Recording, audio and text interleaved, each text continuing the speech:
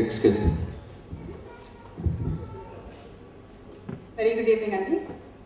వేదిక మీద ఉన్నటువంటి మంత్రివర్యులు పొన్నాల గారు, అలాగే పెద్దలు వరగల్ కుమార్ గారు అండ్ మిగతా పెద్దలందరికీ నా నమస్కారాలు. అలాగే ఈ కార్యక్రమాన్ని విజయవంతం చేసి మమ్మల్ని అందరినీ ఆశీర్వదించడానికి వచ్చినటువంటి మీ అందరికీ కూడా నా కృతజ్ఞతలు.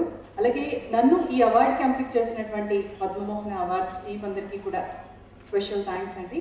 సో పొన్నాల లక్ష్మి గారి చేతుల మీదుగా ఇది నాది 4వ అవార్డు. లక్కీ హ్యాండ్స్ అది.